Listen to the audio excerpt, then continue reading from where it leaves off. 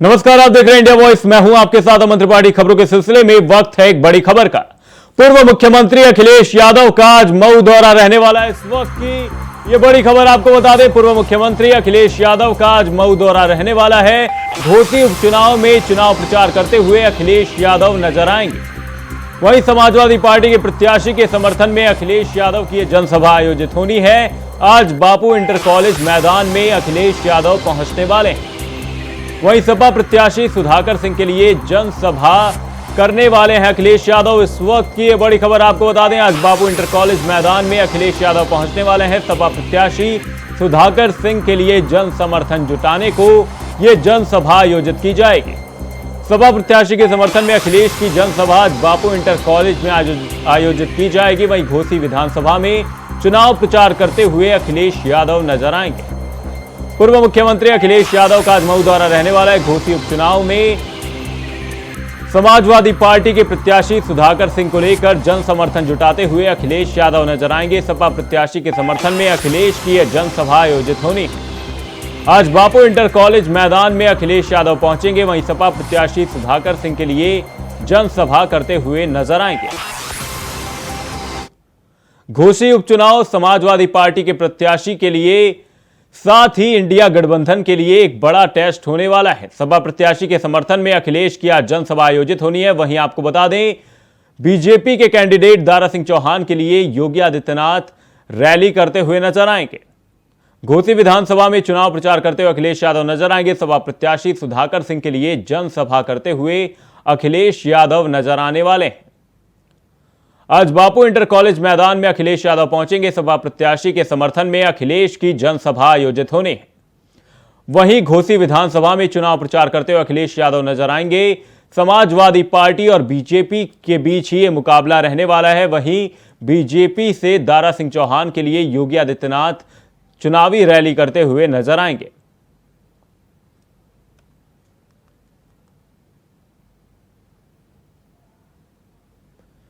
सपा प्रत्याशी सुधाकर सिंह के लिए जनसभा आयोजित की जाएगी, जिसमें अखिलेश यादव शिरकत करने वाले हैं। पूर्व मुख्यमंत्री अखिलेश यादव का आज मऊ दौरा रहने वाला है।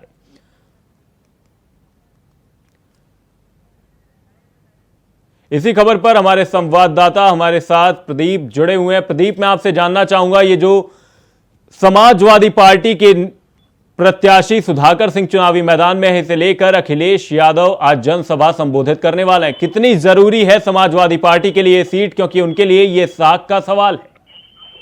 जी हाँ, समाजवादी पार्टी के लिए एक यह बहुत बड़ी चुनौती है, क्योंकि आज समाजवादी पार्टी अपने हर जुगत प्रयास लगा रही है कि इस सीट को हम हासिल कर लें। कभी एक दौर था जब समाजवादी पार्टी की ही यह सीट रही है और यहाँ पर लगभग 2 बार से समाजवादी पार्टी का कब्जा रहा है। लेकिन मौजूदा समय में कैबिनेट मंत्री दारा सिंह चौहान, जो भाजपा के प्रत्याशी हैं, वह इन्हें कड़ी टक्कर दे रहे हैं। हालात यह है कि भाजपा की तरफ से लगभग 60 स्टार प्रचारक चुनाव मैदान में कूद पड़े हैं और जबकि 40 लोग समाजवादी पार्टी के स्टार प्रचारक चुनाव मैदान में दौरा कर रहे हैं, ताकि किसी तरह से इस सीट को हासिल कर लिया जाए। घोसी विधानसभा सीट में यह माना जा रहा है कि अब की बार जो चुनाव हो रहा है वह एनडीए बनाम इंडिया के रूप में देखा जा रहा है और बाहरी बनाम स्थानीय के रूप में भी देखा जा रहा है। नतीजा क्या होगा ये तो आने वाला वक्त ही बताएगा। वहीं प्रदीप, ये चुनाव किस तरीके से इंडिया बनाम एनडीए गठबंधन हो गया है, क्योंकि कांग्रेस ने हाथ पीछे कर लिए हैं। कांग्रेस यहां पर यह कहते हुए नजर आई कि वो समाजवादी पार्टी के प्रत्याशी का समर्थन करेंगे। मायावती अपने प्रत्याशी को उतार नहीं रही है, तो कैसे ये चुनाव एनडीए बनाम इंडिया बन चुका है? जी हाँ, आपको स्पष्ट बता दें कि यहाँ घोसी विधानसभा जो उपचुनाव हो रहे हैं, यहाँ पर स्थानीय नेता तो कम दिख रहे हैं, लेकिन बाहरी दिग्गज नेताओं का जमघट लगा हुआ है। यहाँ की धरती छावनी बन गई है, सारे होटल भर गए हैं। ऐसे में यह कहा जा सकता है कि समाजवादी पार्टी और भारतीय जनता पार्टी अपने हर संभव प्रयास कर रही है, हर हथकंडे अपना रही है, ताकि वहां के वोटरों को रिझाया जा सके अपने पक्ष में। साथ ही प्रदीप, ग्राउंड जीरो पर क्या कुछ स्थिति है, क्योंकि दारा सिंह चौहान पहले समाजवादी पार्टी से ही विधायक बने थे, लेकिन बाद में उन्होंने बीजेपी का दामन थाम लिया, तो लोगों के बीच क्या समीकरण बनते हुए नजर आ रहे हैं? फिलहाल क्या कुछ ग्राउंड जीरो पर देखा जा रहा है? जी, ग्राउंड जीरो का स्थिति यह है कि समाजवादी पार्टी काफी मजबूत स्थिति में है और इसके दूसरे पहलू पर देखा जाए तो भारतीय जनता पार्टी के लिए दो कैबिनेट मंत्री और ही नहीं बल्कि 14 कैबिनेट मंत्री आ गए हैं और लगातार 14-15 कैबिनेट मंत्री यहाँ दस्तक दे रहे हैं। 2 डिप्टी सीएम ब्रजेश पाठक और केशव प्रसाद मौर्य भी यहाँ पर लगातार भ्रमण कर रहे हैं। इसके अलावा केंद्र सरकार के भी मंत्री यहाँ पे आके भ्रमण कर रहे हैं। साथ ही आरएसएस के समुदाय के भी लोग यहाँ पर प्रचारक लोग आके प्रचार कर रहे हैं ताकि किसी तरह से भारतीय जनता पार्टी को यह सीट मिल सके। इस सीट को इतना अहम माना जा रहा है कि यही सीट चूंकि घोसी एक लोकसभा भी है, मऊ जिले के लिए इकलौती घोसी लोकसभा सीट के लिए भी यही आकाज होगा और यही दस्तक जो है घोसी लोकसभा के लिए भी एक संदेश जाएगा। जी प्रदीप, आपसे जानना चाहूंगा कि जो लोकसभा चुनाव है, जो लोकसभा आगामी चुनाव है, उनको लेकर अगर घोसी उपचुनाव को लेकर देखा जाए तो किस तरीके से ये चुनाव बहुत अहम हो जाता है दोनों ही पार्टियों के लिए, ना सिर्फ समाजवादी पार्टी के लिए बल्कि बीजेपी के लिए भी, क्योंकि बीजेपी के तमाम बड़े नेता लगातार घोसी उपचुनाव में अपनी ताकत झोंकते हुए नजर आ रहे हैं।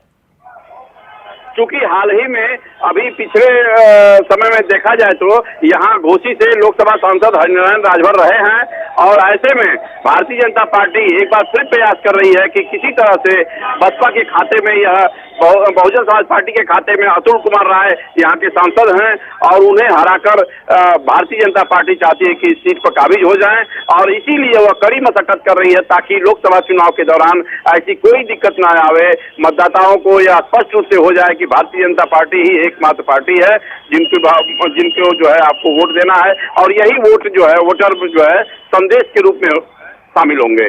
बहुत बहुत धन्यवाद प्रदीप तमाम जानकारी के लिए। आपको बता दें सपा प्रत्याशी के समर्थन में आज अखिलेश की जनसभा होने वाली है। रुक करते हैं अगली बड़ी खबर का। दिल्ली से बड़ी खबर सामने है जहां पर बीजेपी के राष्ट्रीय महासचिवों की आज अहम बैठक आयोजित होनी है। दिल्ली से इस वक्त की बड़ी खबर आपको बता रहे हैं, बीजेपी के राष्ट्रीय महासचिवों की आज अहम बैठक आयोजित होनी है। आज शाम को बीजेपी मुख्यालय में यह बैठक आयोजित होगी।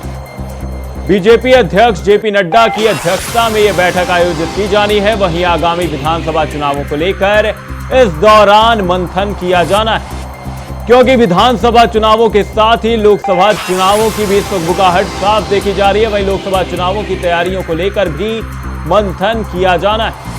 पार्टी के आगामी कार्यक्रमों पर भी इस दौरान चर्चा की जाएगी। साथ ही आपको बता दें शाम को जेपी नड्डा की अध्यक्षता में बैठक होनी है। वहीं दोपहर में बीएल संतोष मीटिंग लेते हुए नजर आएंगे। बीजेपी मुख्यालय में आज बैठक आयोजित होनी है। आगामी विधानसभा चुनावों को लेकर मंथन होना है। वहीं लोकसभा चुनाव की तैयारियों का भी जायजा लिया जाएगा, क्योंकि लोकसभा चुनावों की सुगबुगाहट भी इन विधानसभा चुनावों में साफ देखी जा रही है। तैयारियां करती हुई भारतीय जनता पार्टी लगातार नजर आ रही है। लगातार बैठकों का दौर जारी है। वहीं इसी बीच बीजेपी मुख्यालय में बैठक आयोजित होनी। बीजेपी के राष्ट्रीय महासचिवों की आज बैठक आयोजित होगी। आज शाम को बीजेपी मुख्यालय में बड़ी बैठक देखने को मिलेगी, जिसकी अध्यक्षता बीजेपी के राष्ट्रीय अध्यक्ष जेपी नड्डा करते हुए नजर आएंगे। उनकी अध्यक्षता में यह बैठक आयोजित की जाएगी, जिसमें विधानसभा चुनावों को लेकर मंथन किया जाएगा। साथ ही लोकसभा चुनावों को लेकर भी जो कुछ तैयारियां हैं उस पर मंथन किया जाएगा, उस पर विचार किया जाएगा। साथ ही क्या कुछ समीकरण, क्या कुछ तैयारियां, क्या कुछ रणनीतियां हैं, उन पर बैठकर चिंतन मनन किया जाएगा। वहीं पार्टी के आगामी कार्यक्रमों पर भी इस दौरान चर्चा की जानी है। बीजेपी की अहम बैठक आज आयोजित होगी। राष्ट्रीय महासचिवों की यह बैठक रहने वाली है, जिसकी अध्यक्षता बीजेपी के राष्ट्रीय अध्यक्ष जेपी नड्डा करने वाले हैं। बीजेपी मुख्यालय में यह बैठक आयोजित होगी, जो कि शाम को आयोजित होनी। वहीं दोपहर में ही बीएल संतोष एक मीटिंग लेते हुए नजर आएंगे। वहीं बीजेपी अध्यक्ष जेपी नड्डा की अध्यक्षता में शाम को बड़ी बैठक आयोजित होनी।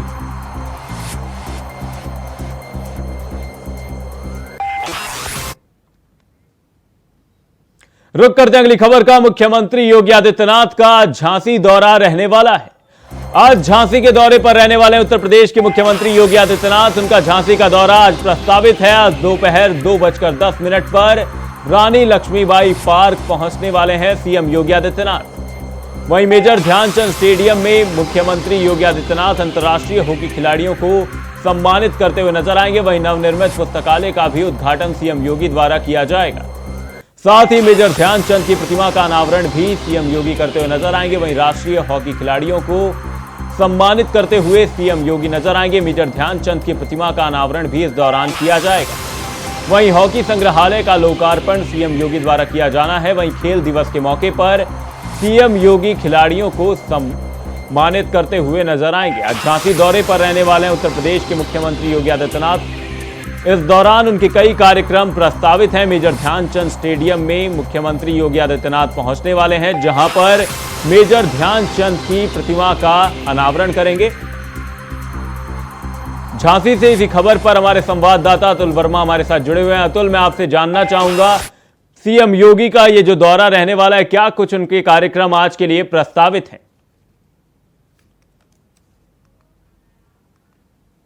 पुलिस लाइन पे जो हेलीपैड है वहाँ योगी आदित्यनाथ का हेलीकॉप्टर उतरेगा। उसके बाद वो सबसे पहले शिक्षा भवन जाएंगे, जहाँ नवीन एक लाइब्रेरी का उद्घाटन करेंगे, शिक्षा भवन का भ्रमण करेंगे। इसके बाद उनका आगमन रानी लक्ष्मीबाई पार्क पर होगा, जहाँ मेजर ध्यानचंद पर आधारित एक म्यूजियम बनाया गया है, उसका उद्घाटन होगा। साथ ही 25 फुट की एक मेजर ध्यानचंद की मूर्ति का अनावरण किया जाना है। इसके बाद का जो इनका कार्यक्रम मेजर ध्यानचंद स्टेडियम में है, जहाँ पर ये हॉकी खिलाड़ियों को सम्मानित करेंगे और जो ओलंपिक के खिलाड़ी हैं उनको भी सम्मानित किया जाना है। और एक हॉकी मैच का भी आयोजन किया जा रहा है। 25 मिनट का इनका मेजर ध्यानचंद स्टेडियम का कार्यक्रम रहेगा और लगभग 100 परियोजनाएं जिनकी लागत 2000 करोड़ है, इन योजनाओं का शिलान्यास और अनावरण होगा। जी अतुल, मैं आपसे जानना चाहूंगा, ये क्या कुछ परियोजनाएं हैं जिनका लोकार्पण आज सीएम योगी आदित्यनाथ द्वारा किया जाना है? देखिए, पार्कों में साइंस रिलेटेड म्यूजियम बनाए जा रहे हैं, जल के लिए परियोजनाएं हैं, सड़कों के लिए परियोजनाएं हैं, मुख्यतौर से मूलभूत चीजें हैं, उन पर ये परियोजनाएं आधारित है। बुंदेलखंड क्योंकि अधिकतर सूखा प्रभावित क्षेत्र रहता है, तो यहाँ की जो परियोजनाएं होती हैं अधिकांशतः ये जल पर आधारित होती है। जी अतुल, साथ ही आपसे जानना चाहूंगा, हाल फिलहाल में योगी आदित्यनाथ खिलाड़ियों के समर्थन में काफी परियोजनाएं लेकर आते रहे। लगातार खिलाड़ियों को लेकर सीएम योगी आदित्यनाथ ध्यान देते हुए नजर आए। क्या आगामी चुनावों को लेकर भी ये जो तैयारियां हैं ये देखी जा रही हैं, ये किस तरीके से आगामी चुनावों में असर डालेंगी? क्योंकि सीएम योगी आदित्यनाथ इन दिनों काफी एक्टिव नजर आ रहे हैं। देखिए, 2024 में लोकसभा चुनाव होना है और बुंदेलखंड का जो गढ़ माना जाता है, झांसी माना जाता है, यहाँ पर अधिकांश सीटें हैं जो भाजपा ने जीती हैं और चुनाव पास है, इसीलिए दौरे लगातार हो रहे हैं। मुख्यमंत्री द्वारा हो रहे हैं, डिप्टी सीएम दौरे लगातार कर रहे हैं, अन्य जो मंत्री हैं वे लगातार दौरे कर रहे हैं, केंद्र सरकार के मंत्री भी लगातार दौरे कर रहे हैं। भारतीय जनता पार्टी किसी भी हालत में या झांसी और आसपास की जो सीटें हैं जो बीजेपी के कब्जे में, इनको छोड़ना नहीं चाहती। और आज खेल दिवस है, जो खेल दिवस है वो मेजर ध्यानचंद के जन्म दिवस पर मनाया जाता है, तो आज उनका आगमन हो रहा है। मेजर ध्यानचंद को हॉकी का जादूगर कहा जाता है, वो झांसी के रहने वाले थे, इसीलिए आज उनकी जो मूर्ति संग्रहालय इन सबका अनावरण करके मुख्यमंत्री झांसी आ रहे हैं। कुल 1.25 घंटे का ये कार्यक्रम है, यहाँ पर 3 स्थानों का ये निरीक्षण करेंगे और भ्रमण करेंगे। स्टेडियम में क्या कुछ प्रोग्राम रहने वाला है अतुल, आपसे जानना चाहूंगा, क्योंकि आपने बताया कि 25 मिनट का ये टोटल कार्यक्रम रहने वाला है। इस दौरान क्या कुछ देखने को मिलने वाला है? देखिए, मुख्य रूप से जो खिलाड़ी है हॉकी से संबंधित, जो ओलंपिक के खिलाड़ी हैं उनको सम्मानित किया जाना है और एक हॉकी मैच का भी आयोजन किया जा रहा है, इसमें थोड़ी देर के लिए शिरकत करेंगे।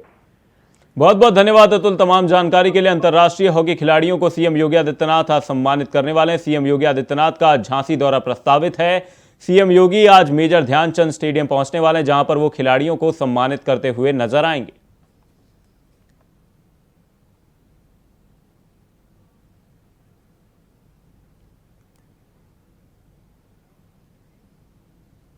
कोटा में छात्र की आत्महत्या के बाद सियासत जारी है। इस बीच केंद्रीय मंत्री अर्जुन राम मेघवाल ने कहा कि सिर्फ छात्र की मौत ही नहीं, कांग्रेस राज में इतने अपराध हो रहे हैं, कोई जांच नहीं होती। राजस्थान सरकार फिलहाल तुष्टीकरण की राजनीति कर रही है। इस कांग्रेस के शासन के दौरान आप थानागाजी की घटना से, गैंगरेप की घटना से लो, मैं आपको 1000 से ज्यादा घटनाएं बता दूंगा। स्टूडेंट हो, महिला हो, किसान हो, दलित हो, आदिवासी हो, कितनी घिनौनी हत्याएं हो गई है। कोई कार्रवाई इसलिए नहीं होती कि सरकार तुष्टीकरण की नीति पे चलती। स्टूडेंट की क्या साहब। राजस्थान के सीएम अशोक गहलोत ने अपनी बड़ी बहन से राखी बंधवाई है। इसका वीडियो भी सामने आया है। इसमें दिखाई दे रहा है कि सीएम की बड़ी बहन विमला देवी एक बिस्तर पर बैठी हुई हैं और पास ही में सीएम गहलोत बैठे हैं। विमला काफी उम्रदराज हैं और अपने भाई को राखी बांधकर आशीर्वाद देती हुई नजर आ रही हैं। यह वीडियो जोधपुर से सामने आया है।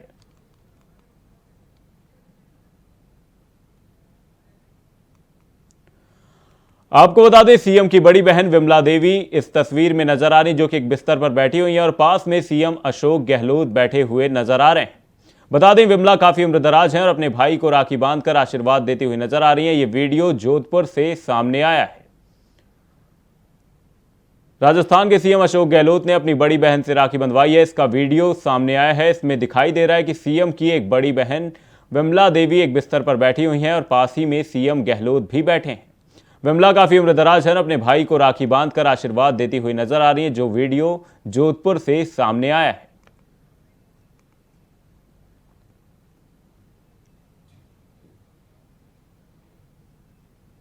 हरियाणा के मुख्यमंत्री मनोहर लाल खट्टर ने नूंह में शांति ढंग से जलाभिषेक करने पर जनता का आभार जताया। उन्होंने कहा कि मैं नूंह वासियों का आभारी हूं। हमने कई संगठनों से अपील की थी कि वे यात्रा पर ज्यादा जोर ना दें। मैं उन्हें हमारी बात सुनने के लिए धन्यवाद देता हूं और आज जलाभिषेक कार्यक्रम शांतिपूर्ण ढंग से संपन्न हुआ। मेरा नूंह की तरफ भी था, क्योंकि एक बड़ा विषय वो भी चल रहा था कि 28 तारीख को ये होगा वो होगा। बहुत से लोगों की तरह तरह की चर्चाएं थी, लेकिन मैं सबसे पहले नूंह के नागरिकों की बहुत उनका आभारी हूं और साथ ही और बहुत से संगठन जिनकी ओर से विषय था कि एक यात्रा निकलनी चाहिए। हमने उनको अपील की थी कि जिस प्रकार का यह समय है, इस समय सब मंदिरों में जलाभिषेक के कार्यक्रम हो, यात्रा पर बहुत आग्रह न किया जाए। तो मैं उन सबको धन्यवाद और बधाई देता हूं, आभार प्रकट करता हूं कि जिन्होंने हमारी बात मान करके और इस प्रकार का कोई कार्यक्रम बड़ा न करके और जलाभिषेक के कार्यक्रम के लिए बाहर से कुछ 15-20 संत गए थे, कुछ वहाँ के विश्व हिंदू परिषद के कार्यकर्ता, बजरंग दल के कार्यकर्ता, ऐसे सब संस्थाओं ने बहुत संयम से सारा काम लिया और शांतिपूर्वक आज दिन का वो कार्यक्रम जलाभिषेक का ये पूर्ण हुआ है। पहली सूचना में भाजपा के राष्ट्रीय अध्यक्ष जगत प्रकाश नड्डा ने एक कार्यक्रम में कहा कि प्रधानमंत्री नरेंद्र मोदी ने कभी अपनी कुर्सी की चिंता नहीं की। उन्होंने समाज और देश की चिंता की और देश के लिए जो जरूरी था वो किया। सिख गुरु ने हमें सभी के हित और देश की अखंडता बनाए रखने के बारे में सिखाया। सिख समुदाय हमेशा सबसे आगे रहा है। लेकिन प्रधानमंत्री मोदी जी ने कभी कुर्सी की चिंता नहीं की। उन्होंने हमेशा कौम की चिंता की, देश की चिंता की और देश के लिए जो आवश्यक हुआ वो उन्होंने किया। यह भी हमको ध्यान में रखना चाहिए। और इसलिए जो सिख गुरुओं से हम लोगों को सीख मिली, सर्वजन हिताय, सबका हित हो, देश की एकता अखंडता बनी रहे, सबको एक होकर के राष्ट्रीयता के लिए काम करें और जिसमें सिख कौम सबसे आगे रही है, तो उस तरीके से देश को भी देखने की आवश्यकता है। इस बात को निश्चित रूप से प्रधानमंत्री जी ने अपने 9 साल के कार्यकाल में पूरा करने का प्रयास किया। बहुत सी बातें जो कॉफी टेबल बुक में लिखी गई हैं उसको उदाहरण के साथ उद्धृत किया सब लोगों ने। सिस्तानी साहब ने, जस्टिस सिस्तानी जी ने किया, हमारे लेफ्टिनेंट जनरल साहब ने किया, त्रिलोचन सिंह जी ने किया और सिरसा जी तो निश्चित रूप से उन सारी बातों को तो मैं बहुत दोहराना नहीं चाहता, लेकिन एक बात जरूर बोलना चाहता हूं कि जो पॉलिटिकल कमिटमेंट प्रधानमंत्री ने दिखाई और जो सोच दिखाई, अब अगर हम बात करें हेमकुंड साहब की, तो जाते तो सब थे, देखते तो सब थे, सबको पता था और हेमकुंड साहब का स्थान क्या है यह भी सब लोग जानते थे। लेकिन 1163 करोड़ रुपए लगा करके उसको बना करके एक दिन की यात्रा को 45 मिनट में करने की जो योजना बनाई वो शाहपुरा विधानसभा के संतोषपुरा माताजी खेड़ा में ओपन कबड्डी प्रतियोगिता का आयोजन किया गया। बंजारा समाज द्वारा 3 दिवसीय प्रतियोगिता का आयोजन किया गया, जिसमें कई जिलों की टीमों ने भाग लिया था। वहीं प्रतियोगिता को पीपली जिला राजस्व मद ने जीता है। प्रतियोगिता के मुख्य अतिथि आम आदमी पार्टी दिल्ली के विधायक मुकेश अहलावत थे। वहीं खेड़ा के गांव वासियों ने विधायक मुकेश अहलावत का पंगंडी और माला पहनाकर स्वागत किया।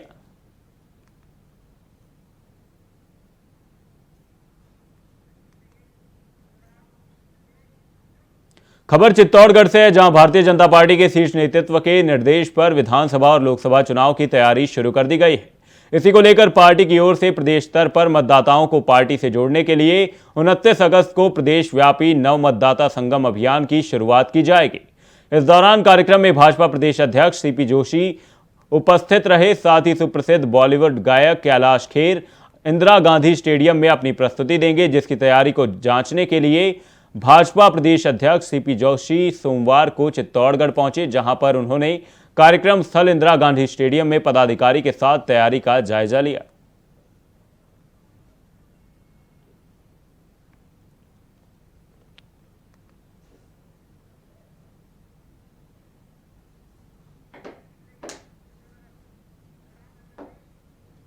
हरियाणा के स्कूल शिक्षा मंत्री कंवरपाल ने जनसंपर्क अभियान के तहत जगाधरी की कई कॉलोनियों का दौरा किया। इस दौरान उन्होंने जनता से बातचीत की और विकास कार्यों पर चर्चा की। इस दौरान मीडिया द्वारा पूछे गए सवालों का जवाब देते हुए उन्होंने कहा कि विधानसभा के मानसून सत्र के पहले दिन सरकार ने विपक्ष के हर सवाल का जवाब दिया है और आने वाले दिनों में भी विपक्ष के हर सवाल का हम जवाब देंगे। वहीं उन्होंने कांग्रेस की मजबूत विपक्ष के दावे और मंत्री संदीप सिंह की बर्खास्तगी पर धरना प्रदर्शन कर रही आम आदमी पार्टी पर भी जमकर निशाना साधा।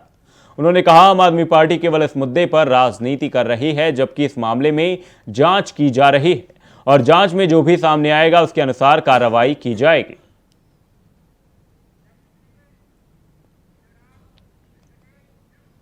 चित्तौड़गढ़ के सभी शिवालयों में सावन के अंतिम सोमवार भी शिव भक्तों की लंबी कतार देखने को मिली।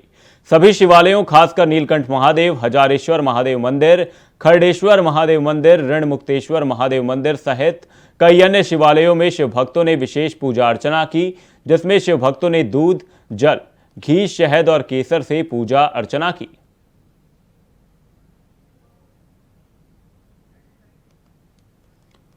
खबर चित्तौड़गढ़ से, जहां पर शिव भक्तों की लंबी कतार देखी गई।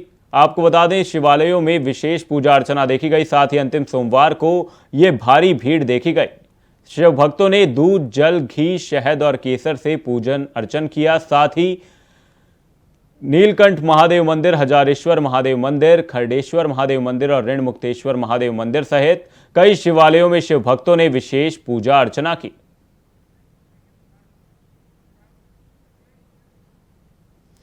कांग्रेस प्रदेश मुख्यालय में आयोजित हुई प्रेस कॉन्फ्रेंस का आयोजन किया गया, जिसमें विधानसभा नेता प्रतिपक्ष डॉक्टर गोविंद सिंह, अरुण यादव, तरुण भनोट, एनपी प्रजापति भी मौजूद रहे। दरअसल चीफ सेक्रेटरी इकबाल सिंह पर कांग्रेस ने 500 करोड़ के घोटाले के आरोप लगाए हैं, जो कि 8 जिलों में किया गया है। रिपोर्ट में गलत निर्यात, उत्पादन और फेक कागज बनाने का जिक्र है। 2018 से 2021 के बीच घोटाले होने का आरोप लगाया गया है।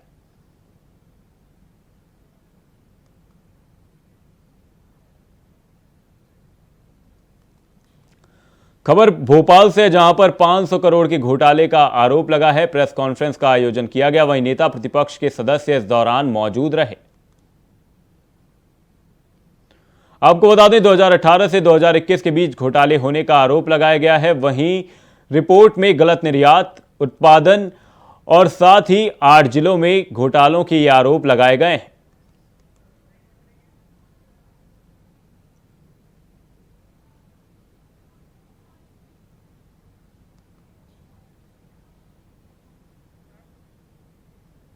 रायबरेली के भागू गांव में एक पति ने पत्नी की पीट कर हत्या कर दी। बता दें कि हत्या करने के बाद शव को बांधकर तालाब के पास फेंक दिया गया। तो वहीं सूचना पर पहुंची पुलिस ने शव को कब्जे में लेकर आरोपी पति को गिरफ्तार कर लिया है। बताया जा रहा है कि अवैध संबंध के शक में शराब के नशे में पति ने पत्नी की हत्या की वारदात को अंजाम दिया।